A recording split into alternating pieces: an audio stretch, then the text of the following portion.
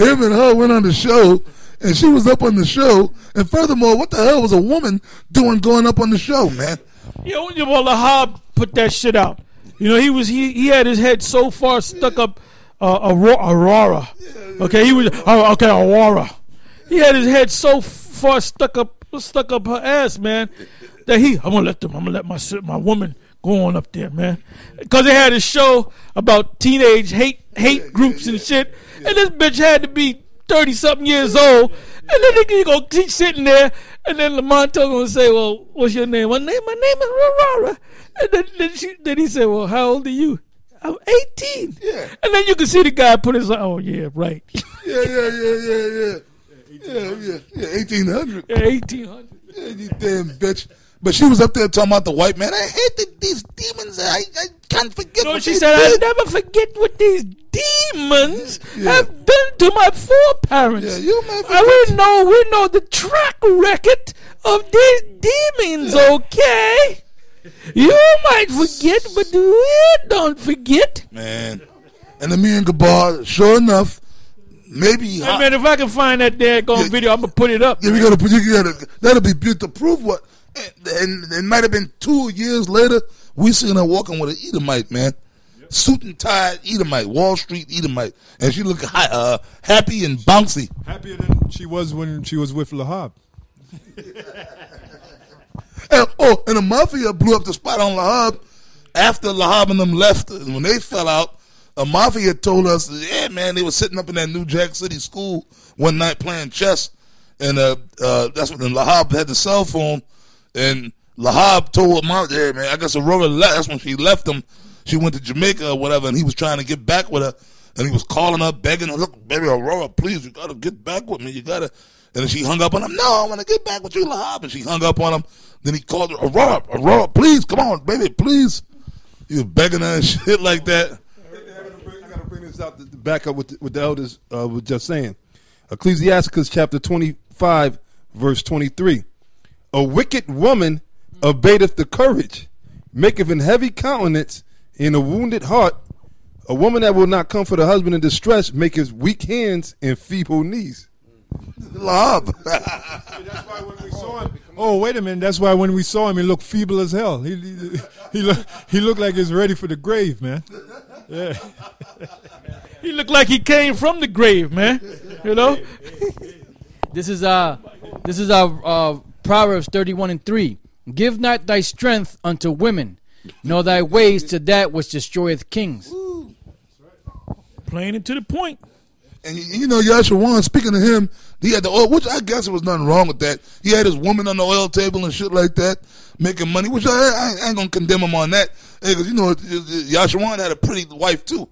He had a good-looking woman, and he used to make her dress, but he would make her dress up kind of provocative. And she had the high heels on. I do remember that. Her breasts would be hanging out. And she would make money. Yeah, she would make like $300. Yeah, the pimp. He was using the pimp strategy. Yeah, he was pimping her. He had his woman on the table, making all kind of money, but he would have her dress provocative. She wasn't dressed like no Israelite woman. And Yashawan, like the Elder Tahar said, and it's ironic because Elder Tahar and Ariala and Lahab, they started the Brooklyn camp. Now, in 1990, I always tell the story. That's when I first came in the truth. Me and Elder Gabar came in the same time, but we came in through different camps because we had different camps.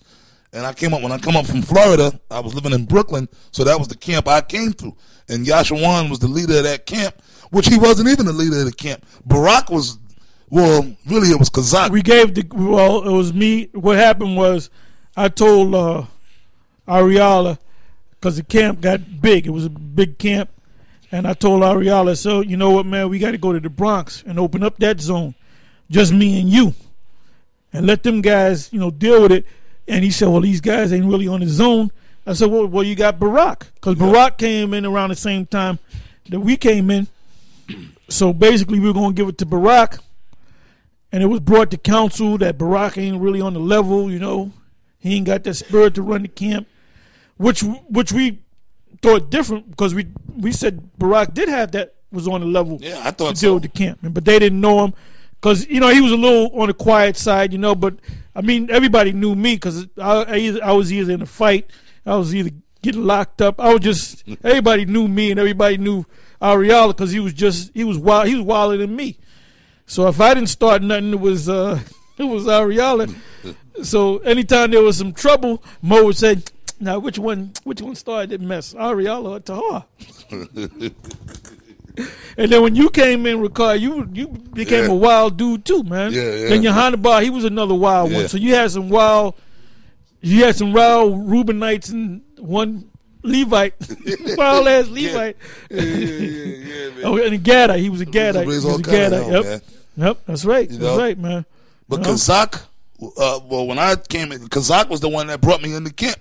Oh, I'm sorry. Let me get back to my story, man. Anyway, we said, well, we're going to leave Barack over it. And then they had a council. Then they basically said, well, we're going to put Kazak, because Kazak lived in Brooklyn at the time. So they put Kazak over it. Kazak really wasn't a camp type of guy, man. You rarely seen a guy. I mean, I know he was working. He had things to do. But he would take charge of a camp. He would come there for maybe 2 weeks. Then you wouldn't see him. Period. Then his thing was, I got to write this book. Which he never wrote that book, you know. I got to put my spirit into this book. The scriptures tell you in Ecclesiastes, the making of many books there's no end, and much study is weariness of the flesh. Yep. Hereby hear the conclusion of the whole matter. Keep the commandments and fear the Most High, for this is the whole duty of man. All right. Now we got a brother in the camp that does write books. Because I guess he was trained to write books. So he came to me talking about, I want to write books, you know. So we let that brother, I don't be sitting there writing books, man. I'll throw an idea, a title, whatever, and chapters, this chapter should be this. And he puts the book together. There's one brother in the camp. The spirit jumped on him to put them books together, man. You know. But Kazak wanted to write the book. So somehow Yashawan was coming up. Yashawan basically came up under me and Ariala. He was always hanging with us, you know. I don't know if you started with somebody else, but it wound up being, well, it was always us three. It was me, Ariala, and Yashawan. And then Aharon came in, and it was me, Ariala, Yashawan, and Aharon. And there was certain times I would take the day off from my job on a Tuesday, and I had a car, and I would go down there and pick them up. Maybe Ariala wouldn't make it. I'll go to Yashawan and say, Yashawan, Aharon says, go out and speak. I remember one year we went out to the Christmas tree in Rockefeller Center, man, and we cursed them people out, man. Even Yashawan was nervous, you know, because the cops came and all that. And he got a little nervous because he was fairly new, but he was coming up fast. And I said, don't worry about it. And the main reason why he was nervous because this Edomite bitch tried to grab his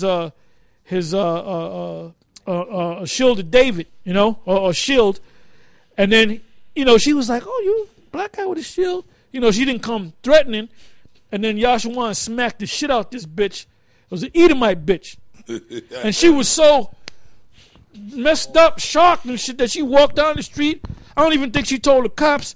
But then then Yashawan said, look, brother, we got to go. Let's go. I said, man, don't worry about that. Ain't nothing going to happen, man. Then the cops came, you know, and the cops didn't do nothing. They just stood there. And I remember one of the cops started crying, man. Because we were cutting them so damn bad, you know. But with all that, right, going back to the camp, Yashawan kind of proved himself.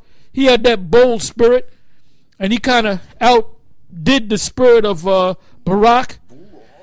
And Gazak wasn't even coming around. So some kind of way, Yashawan became the head man.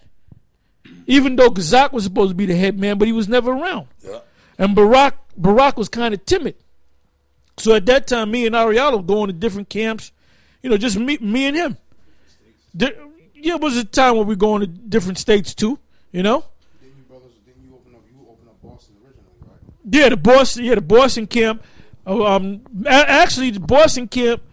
One of the guys from Boston had came down. He saw me. He came down to the Brooklyn camp, and he saw me, and we talked and everything. And then maybe a year later, I wound up going up there to Boston, and Boston was built up. Now those guys, you know, Saad and the rum of them, they fell off, man. Yep. They fell off, but now they supposedly back on, yeah, pop back up, just like the rest of these guys. just like the rest of these guys, Come back popping. You guys don't even come back humble. Because the scriptures do talk about the prodigal son. But how many goddamn... No, some of them do come back humble. Yeah. They'll come back and they'll just start teaching the scriptures. But what, gets them is we curse them out. We'll mention their name that this guy, we know these guys, they were back so many years, they haven't been doing this, and all of a sudden they're back. And a lot of these guys come like they never knew this, and all of a sudden they knew it, Yeah. And the thing, like Yohana, the reason why I put so much hell on Yohana is because he had a show, and the brother called in his radio show. The brother, what's his name? Yatab called his show, and